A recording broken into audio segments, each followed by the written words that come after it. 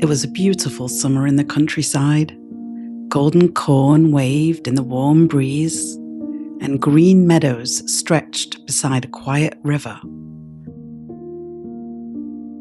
A tall stork walked slowly through the fields on his long red legs, chattering as he went. Near the river stood an old farmhouse. Beneath the shade of enormous burdock leaves, a mother duck sat patiently on her nest. She had been sitting there a long time, waiting for her eggs to hatch, and she was beginning to feel quite tired and lonely. At last, one egg cracked, then another, and out came little ducklings, peeping softly. Peep, peep. Quack, quack, said the mother duck happily. The little ducklings blinked their eyes and looked about at the great green leaves above them. How large the world is, they cried. But the mother duck noticed something. One egg remained. It was much larger than the others. Just then, an old duck waddled over to visit. Well, she said, how are things going here? All my eggs have hatched except this one, said the mother duck, and it's taking a very long time. The old duck examined the egg carefully. That looks like a turkey egg, she said. If I were you, I would leave it alone and teach the other ducklings to swim. But the mother duck shook her head. I have sat on it so long already, she said. I will wait just a little longer. At last, the large egg began to crack. Out crept a big grey duckling. He was much larger than the others, and he didn't look like them at all. The mother duck stared. My goodness, she said, what a large duckling, and how strange he looks. I wonder if he really is a turkey. But the next morning she led all her ducklings down to the water. Come along, children, she said. Now we shall see. She jumped in the river with a splash. One by one, the little ducklings jumped in after her, and the big grey duckling swam too, just as well as the others. Well, said the mother duck with relief, he's not a turkey after all. See how well he swims. Soon she decided it was time to introduce the ducklings to the farmyard. Stay close to me, she said, and beware of the cat. The farmyard was noisy and crowded. Ducks and chickens and turkeys wandered everywhere. But when the animals saw the grey duckling, they began to stare. What a strange-looking creature, said one duck. Another pecked him sharply. Go away, they cried. He is far too ugly. Even the proud old duck with a red ribbon tied to her leg frowned at him. The other ducks are quite lovely, she said, but that one is terribly awkward. Day after day, it grew worse. The ducks pecked him. The chickens beat him with their wings. Even his brothers and sisters turned away from him. How ugly you are, they said. At last, the poor duckling could bear it no longer. He ran away from the farmyard and flew over the hedge into the wide world. He came to a lonely marsh where wild ducks lived among the tall reeds. They stared at him curiously.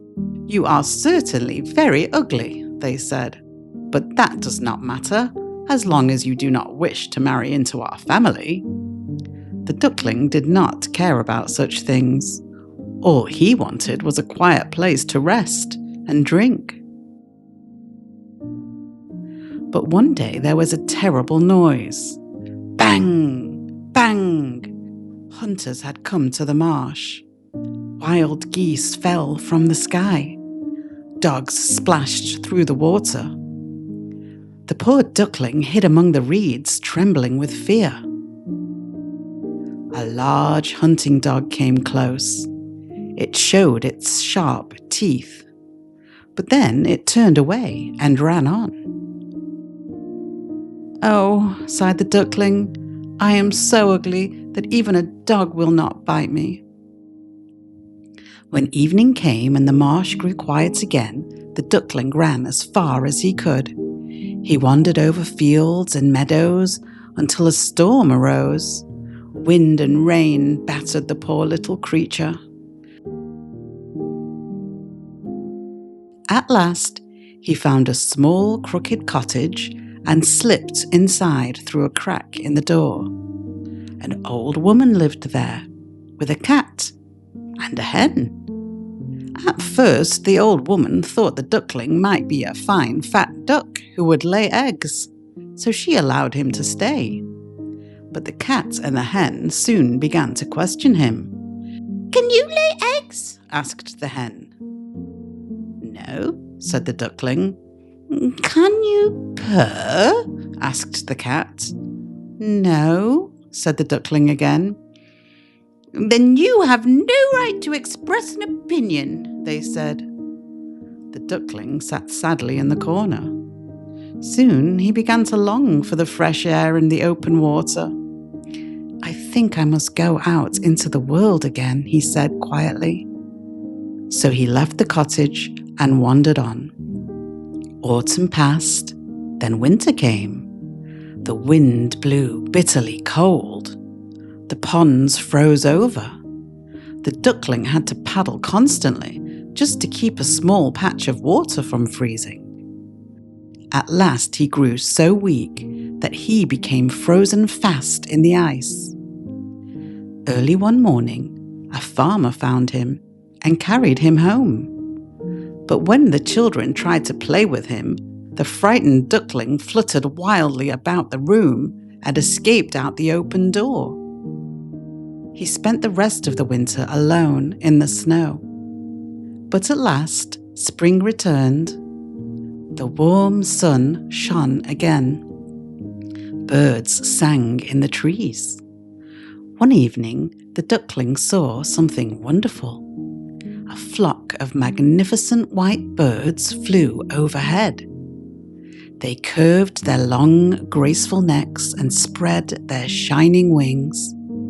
The duckling had never seen such beautiful birds before. They were swans. He felt a strange longing in his heart as he watched them fly away.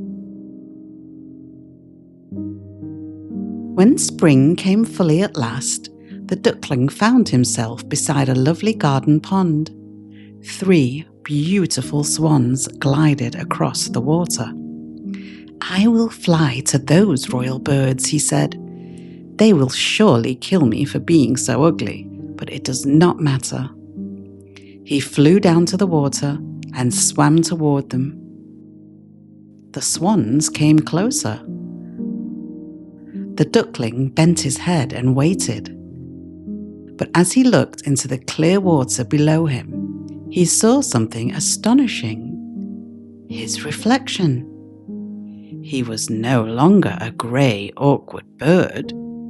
He had grown into a graceful white swan. The other swans swam around him and gently touched him with their beaks in welcome. Just then, some children came into the garden. "Look!" cried the youngest. "There's a new swan." "The new one is the most beautiful of all," said the others. The young swan felt shy and happy all at once. He had once been mocked and chased for being ugly, but now he had found his place in the world, and he spread his wings with joy, saying, "I never dreamed of such happiness as this when I was only an ugly duckling."